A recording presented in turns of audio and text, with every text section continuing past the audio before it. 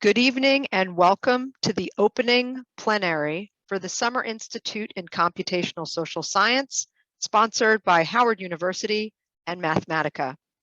SICSS-Howard Mathematica is the first Summer Institute to be sponsored by and held at a historically Black university. It is my honor to introduce Calvin Hadley, the Senior Advisor for Strategic Initiatives in the Office of the President of Howard University, to introduce Dr. Wayne A.I. Frederick, our kickoff opening plenary speaker. Thank you all for joining us for SICSS-Howard Mathematica's opening plenary with Dr. Wayne A.I. Frederick, President of Howard University. It is my pleasure to introduce Calvin Hadley, Senior Advisors for Strategic Initiatives, who will officially open our event, talk a little bit about the origin story of SICSS-Howard Mathematica, and introduce Dr. Frederick. Calvin? Thank you, Nanette, and welcome scholars. As Nanette said, Calvin Hadley. I will start by saying I'm a proud Howard alum, and I get a chance to join you guys today wearing a couple of hats. One as the Senior Advisor to President Frederick for Strategic Initiatives, and I have the honor of serving as the main Howard administrator to work with the Mathematica team as well as the SICSS team led by Nanette and our fearless leader on the Mathematica side, Akira Bell, and working together to bring this event to you over the next week. We joked and said today feels like Christmas. We've worked tirelessly for more than a year to bring this forward, and so today is the culmination of a great deal of work, but of a great vision as well. And so I have the unique opportunity to join you as an administrator, but also as a scholar, currently pursuing a doctorate degree in the sociology department here at Howard University, a little bit earlier in my matriculation than many of you, but really excited to help lay the foundation for hopefully a long-standing relationship between Howard University and the SICSS program, as well as Mathematica. I have the distinct honor of bringing forth to you guys President Wayne A.I. Frederick, or I guess I should say introducing President Wayne A.I. Frederick. And that is, again, for me, very exciting to do for a number of reasons. One, I get a chance to work on President Frederick's team, and so I get a chance to see his visionary leadership up close and personal. But I also get a chance to understand that President Frederick is the type of leader that doesn't quite view the world as it is, but really views the world as it should be. And so President Frederick initially brought this project to me. It became my project, but I'm very respectful and I honor the fact that this was one of his initial visions. And so I think the opportunity that we have today is greatly because of President Frederick's vision. And so with that, I will allow me to provide you guys a bit of information on who President Frederick is before he introduces himself. Dr. Wayne A.I. Frederick was appointed the 17th president of Howard University in 2014. He previously served as provost and chief academic officer. Most recently, the Howard University Board of Trustees selected Dr. Frederick to serve as the distinguished Charles R. Drew Professor of Surgery. Dr. Frederick has advanced Howard University's commitment to student opportunity, academic innovation, public service, and fiscal stability. He has overseen a series of reform efforts, including the expansion of academic offerings, establishing innovative programs to support student success, and the modernization of the university facilities. Dr. Frederick received his BS and MD from Howard University at the same time, joint degree program. Following his postdoctoral research and surgical oncology fellowship at the University of Texas MD Anderson Cancer Center, Dr. Frederick began his academic career as Associate Director of the Cancer Center at the University of Connecticut. Upon his return to Howard University, his return to the Mecca, his academic positions included Associate Dean in the College of Medicine, Division Chief in the Department of Surgery, Director of the Cancer Center, and Deputy Provost for Health Sciences. He also earned a Master of Business Administration from Howard University School of Business in 2011. Dr. Frederick was honored with the Distinguished Alumnus Award from the University of Texas MD Anderson Cancer Center. He currently serves on the Board of Directors for the Federal Reserve Bank of Richmond, the U.S. Chamber of Commerce, and Humana Inc. He is a member of surgical and medical associations, including the American Surgical Association and the American College of Surgeons. In 2017, he was named Washingtonian of the Year by Washingtonian Magazine. And in 2015, he was named Male President of the Year by HBCU Digest. In addition to all of the phenomenal accolades that you just heard in his biography, I think President Frederick is the best leader that Howard University could potentially have at this moment. He is a visionary leader. He has worked tirelessly to advance the university, and I am privileged to call him a mentor, a boss, and ultimately the leader of our phenomenal institution.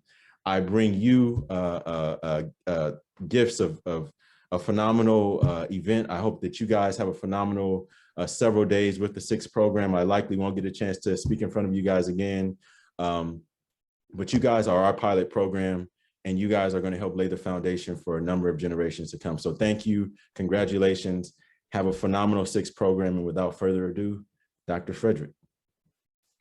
Hi, and thanks for that generous introduction, Calvin. I have to start by saying today is my son's birthday. He turned 17 today. So it's an extremely special day today, and this is an extremely important program. And so I had to petition with him to make sure that I could jump on here to spend some time with you. A couple of things. First, I want to thank the folks at Mathematica, the faculty of Howard, and certainly Calvin Hadley for the work that everyone has done to bring this together. These things obviously require a lot of coordination, but they also require vision. And I think the vision that has been embedded in this is extremely important. So I want to welcome everyone to the Summer Institute in Computational Social Science. And this is a partnership between Howard and Mathematica this year, and we're very thankful for that. Selecting Howard as a host is extremely important for us. And I want to thank Mathematica for funding the conference and partnership in social justice causes, which was extremely important to me when I first heard of this opportunity. This is focused on the critical intersection of data science and social science, which is very meaningful to me. A couple of years ago, I envisioned Howard having a social innovation hub in which we would put humanities and social sciences at the very core of that and wrap it, as it were, in data science and technology. And this conference in particular, and this effort certainly brings a lot of that effort to the forefront. So that's extremely important. This is a global program, and so it connects people all over the world. I think that's also a very important aspect of this as well. We have to recognize how interconnected we are. The pandemic has certainly brought that home to us.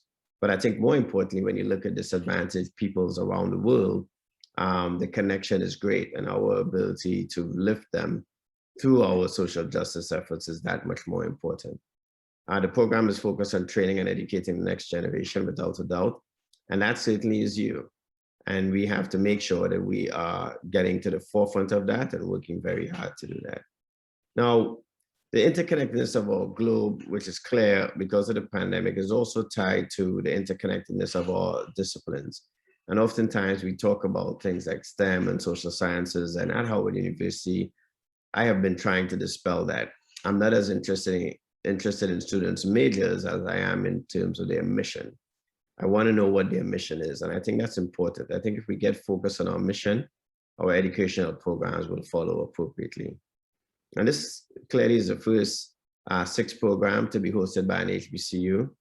And I think it's important that the theme is countering anti-Black racism and inequity. This unique institute has been in the works for a couple of years now, and I'm exceedingly proud that it has been able to adapt and overcome challenges even posed by the ongoing pandemic. So I think that's all very important. Like no other industries or fields of exploration, the STEM disciplines have a tremendous influence on the trajectory of American society and the entire planet for that matter.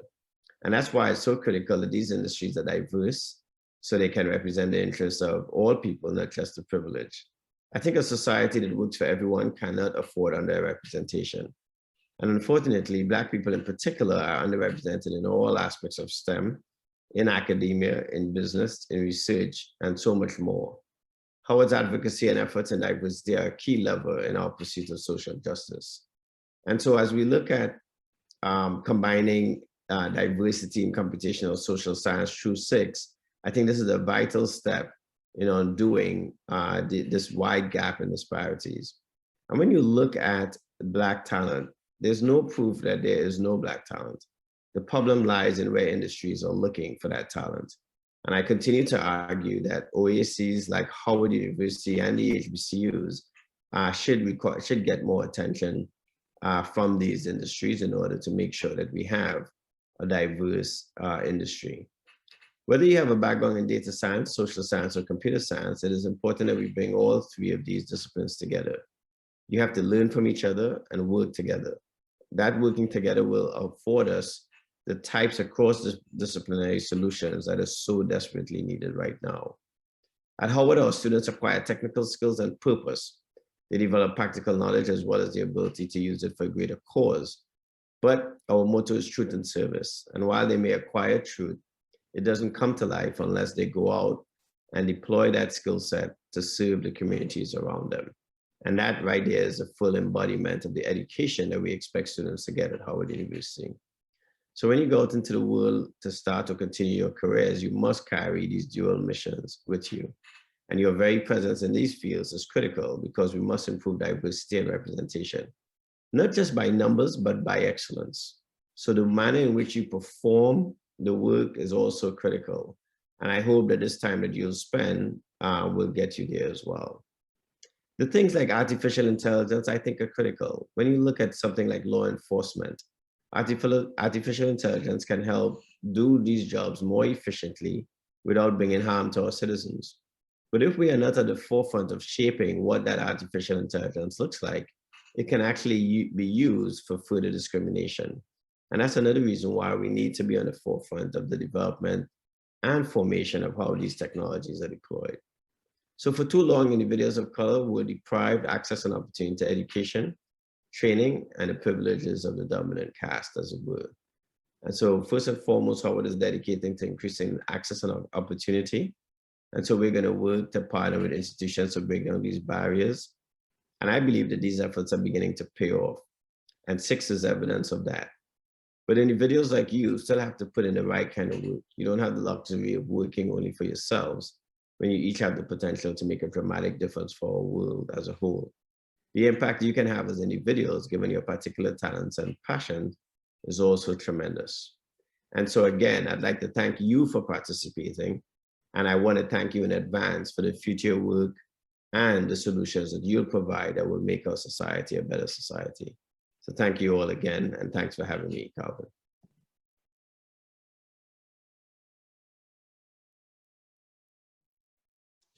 Thank you, Dr. Frederick. And so now I think we will open it up to, I think probably the part of the program that you will like the most, the question and answer period.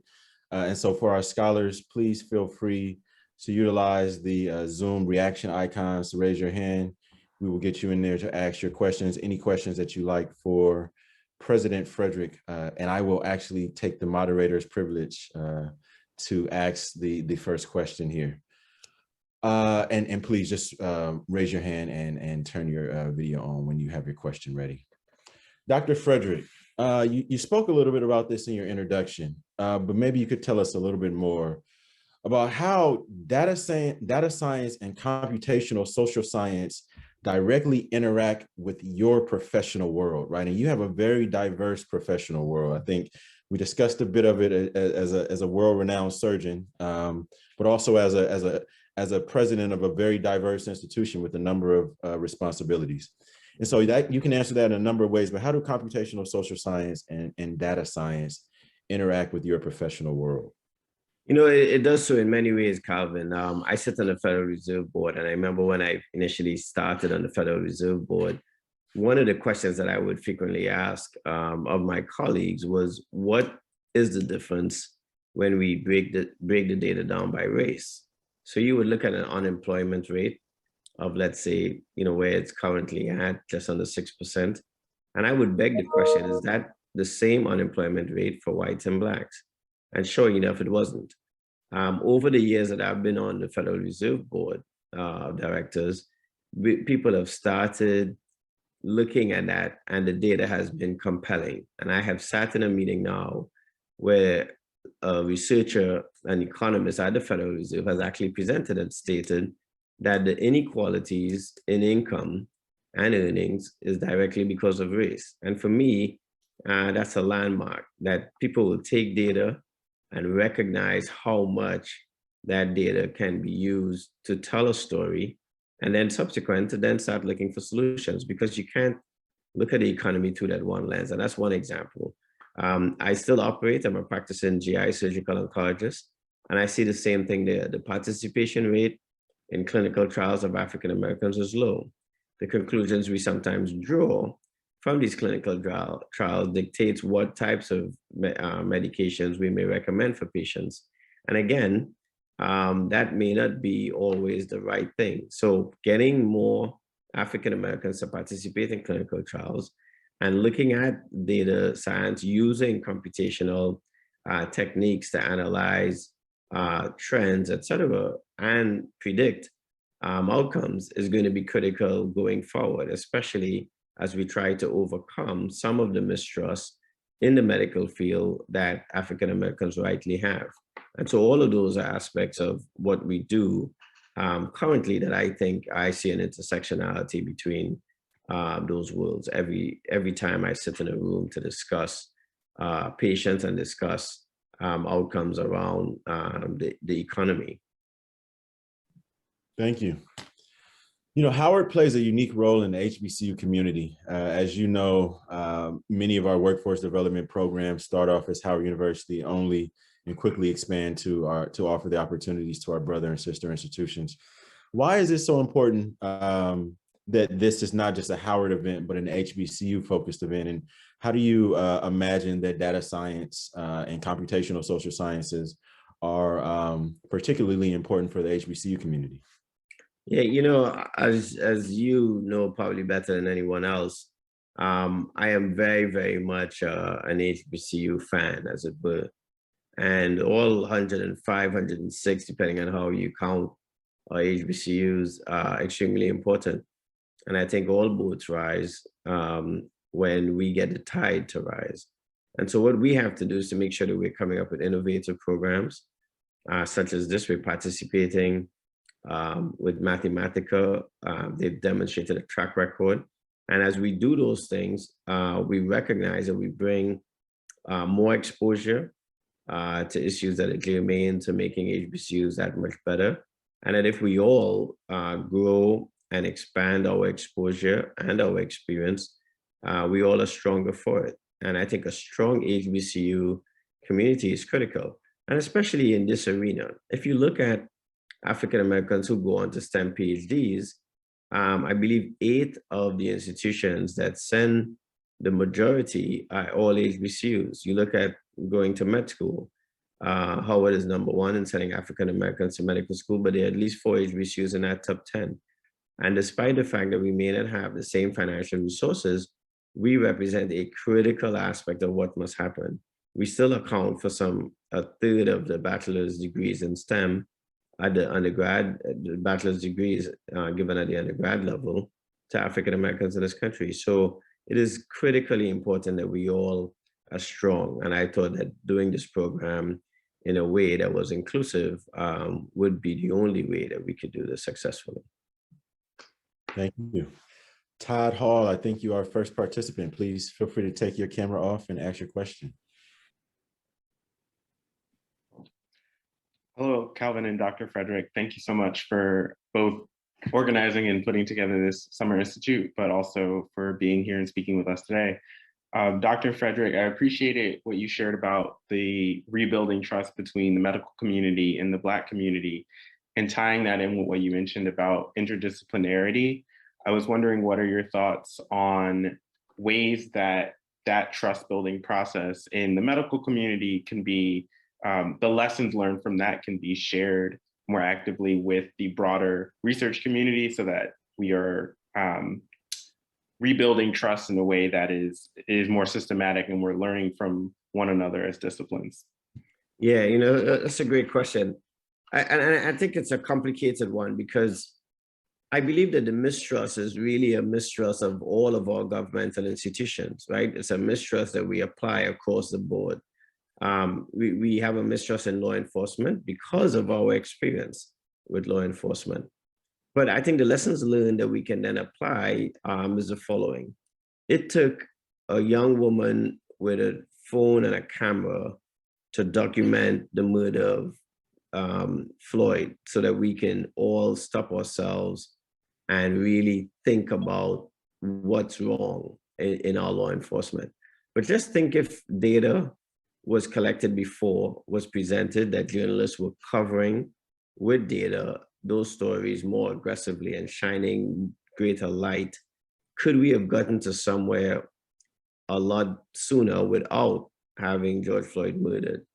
And I do think that as we go forward, what we must think of is that the disparities that have occurred, and whether it's in the medical field, whether it's getting mortgages, redlining in certain districts, I mean, I believe that what we have to do is to use technology and data to try to document what is taking place, but also to use that information to provide solutions.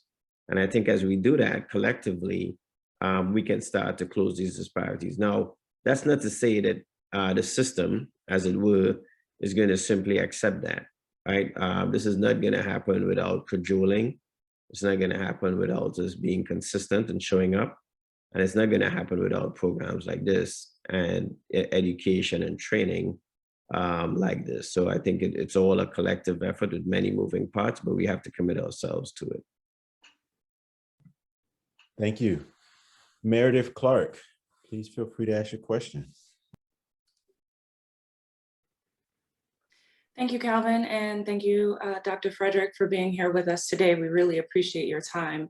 I'm an assistant professor at the University of Virginia and moving into an associate professor role, one that comes with tenure before I anticipated actually earning it. And that speaks to my question about being prepared for opportunities that come before you. I don't know if being president of Howard was always on your vision board, but I would wonder if you could tell us a little bit about some of the experiences that did prepare you for serving in this leadership role, and if there's advice that you would give to us about seemingly unconventional opportunities that we might want to avail ourselves of if we want to be in similar leadership positions. Yeah, great question. So this wasn't on my vision board.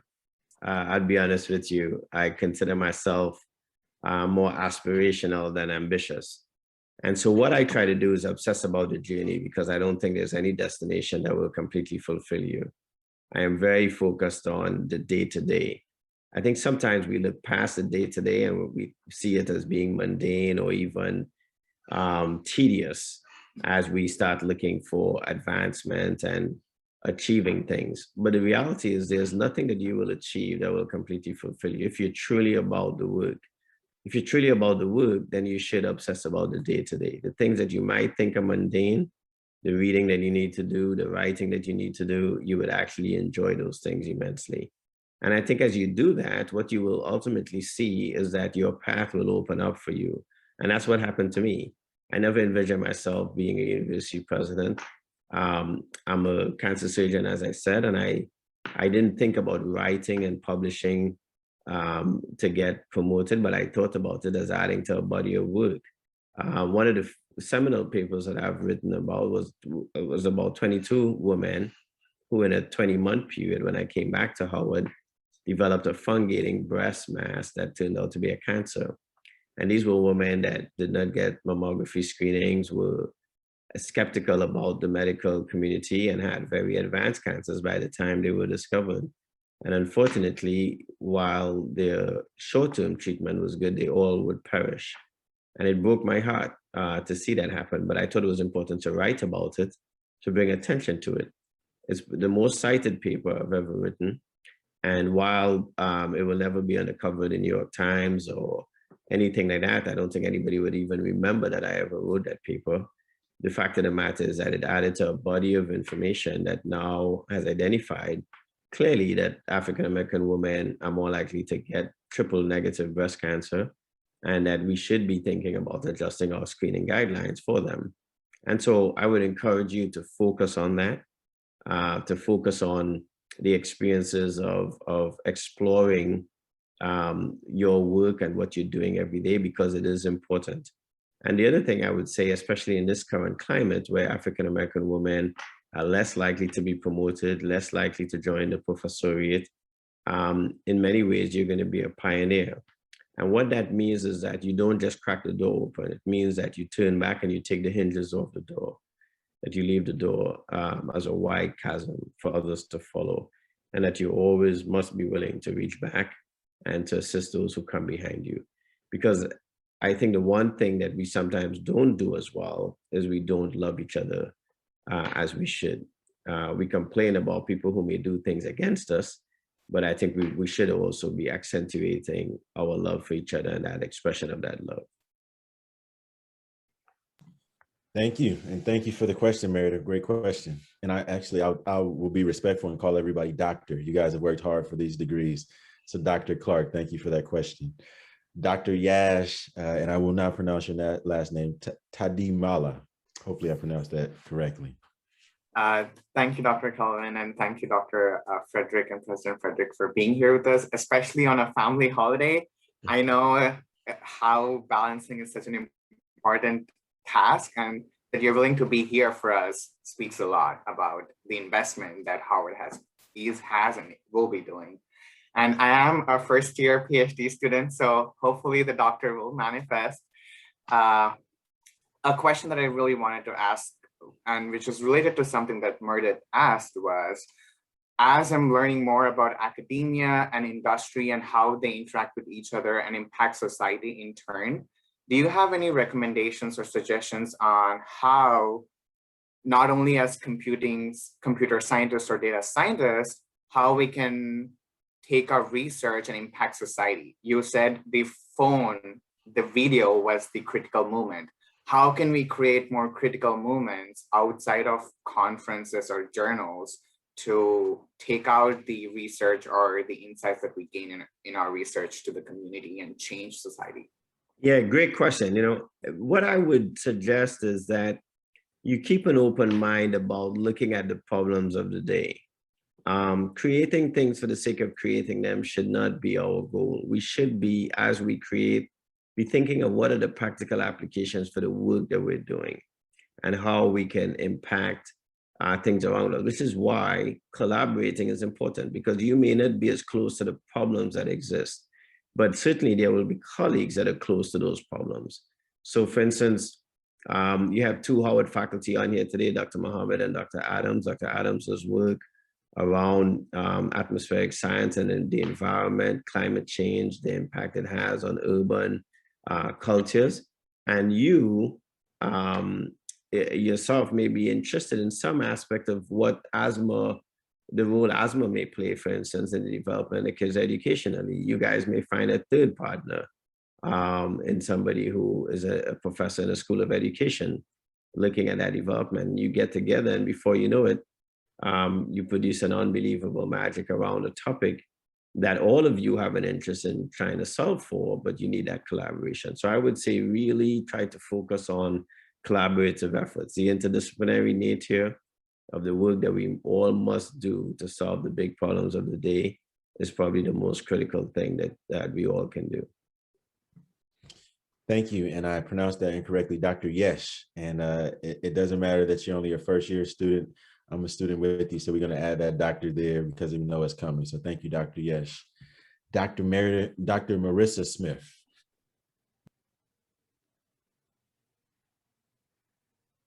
I think you're muted, Dr. Smith. I turned my camera off and not my mic on. Thank you for calling on me, and thank you, Dr. Frederick, for your wonderful words. I am Dr. Smith. I am an assistant professor at Michigan State University at PR and the School of Journalism. I just finished my first year as an assistant professor, and I'm really excited to be a part of the inaugural cohort for this program. So my question is where do you see this program going in terms of fostering mentorship between members of this program and hopefully potentially students at Howard? And a tagline to this is, where do you see it going in terms of how can we help mentor to bring in more Black students into this program, whether graduate students or whether they are faculty, like I myself, a faculty student as a part of this program, because I know in your speech earlier, you mentioned on the fact that there are not a lot of Black people in the academy, and specifically not a lot of Black people within fields of research that are using STEM, are using computational methods for their work, which is very important because a lot of us, I would even go to say most majority of us, if not all of us, study race, and we're using computational methods to get to our questions, whether it's about health disparities, whether it's about news frames and distortions of Black as stereotypes in the news, and all the different things that we're studying that are so important. So where do you see this program going in the future, and what can we do as current students in the inaugural class of this to help foster future mentorship to have more and more Black students within this program? Yeah, great question. I would start off by saying that most of my work here is already done, because the key is bringing you together. You guys create the magic. My role is often to remove the barriers that prevent you guys from fulfilling your potential, or for that matter, from interacting. And that's how I see my role as president at Howard University. I tell students all the time, I'm not here to dictate what you should do or how you should do it, but what I'm here to do is to make sure that nobody prevents you from doing it. And I am always confident that as long as you get together and engage and interact, there's nothing that's going to stop you. But that must happen. You have the tool set, the skill set, the intellect, in my opinion, to solve the biggest problems that exist. What I am here to do is to make sure that you have the confidence that the barriers will not exist, because someone like myself will be advocating to remove those barriers and also giving you agency. Because ultimately, what is going to make this work is the amplification of your humanity. And your humanity is embedded in the work that you're doing. It is embedded in your love for the people around you, the people who look like you, but the people who also don't look like you. And at the end of the day, there's nothing that can conquer that. I think Martin Luther King said that more eloquently than anybody can ever say it. But the reality is that it is still true today. And as long as that love is infused in the work that you do, and you're allowed to get together and collaborate with your fellow colleagues, I believe that you will get there. Wow, heavyweight question and heavyweight answer. Thank you, Dr. Smith. And I think if we don't have any additional questions going once, I'm looking for the icons. I know we are all very appreciative and respectful of Dr. Frederick joining us on his family holiday here. And so with that, I will take the time to thank President Frederick again very much for joining us today. It is really a privilege and an honor. One, for me, again, wearing these multiple hats to bring greetings, or I guess to introduce to you guys somebody who is so important to me, but also I think somebody who is really important to the foundation of this program. I think this is only the beginning. I'm really excited to be a part of this team. I also want to take a few seconds to thank some really important team members today. I want to thank our Chief Academic Officer and Provost, Dr. Anthony Wutar at Howard University, Professor Terry Adams, Professor Bahia Muhammad, both from the Department of Sociology. We would like to thank Akira Bell and the entire Mathematica team, Mathematica President and Chief Executive Officer Paul Decker, Senior Vice President and Chief Information Officer Akira Bell. We would like to thank the SICSS team, the SICSS co-founders, Matt and Chris, who are always phenomenal and who have been a major part of this. And last but not least, we would love to thank Nanette, our fearless Sherpa, who has done a phenomenal job in shepherding us to this space. To the scholars, this is a Christmas moment for us. I'm just excited to be able to share this space with you, to share President Frederick with you. And ultimately, I think to Dr. Smith's point, this is the beginning, right? And we all get a chance to have a seat at what is hopefully, as President Frederick said, the first group to come in and not only open the door, but to rip the hinges off to ensure that the hinges can never be placed back on and to ensure that this is the first of many. Thank you all so much for all that you are doing. Thank you all. Thank you, President Frederick, for your words. Enjoy your family, and to the scholars, enjoy the remainder of SICS. Have a successful program, and we hope to see you soon. And let me, just in closing, Calvin, let me say something, since I did mention my son's birthday. My son turned 17 today. The reality is that my being here also has a very selfish purpose. And that is that I know that the work that you will do will make the world a better place that he's going to live in. And so my 14-year-old daughter will turn 15 next month. And so the best way that I could honor him on his birthday, in my opinion, was to make sure that I was here with you. Because like I said, you guys are going to change law enforcement. You're going to change health. You're going to change things that are going to make his possibilities that much larger. And I have no more important role than being a father. So I'm here to advocate for my son by making sure that this SICS program works well, and that you all have the opportunity to do what I know you will do for my two young people who I think have great potential, but are going to live in a system that isn't always going to honor their potential. So I thank you in advance for making their lives better today. So I am a bit selfish, and this is the best way that I could have spent my son's birthday. So thanks again for having me, and thanks again for all that you're going to do. Thank you, folks. Enjoy the show. Have a phenomenal rest of your event. Thank you all for watching. For more information on SICSS-Howard Mathematica, visit our website, follow us on social media, and join our email list.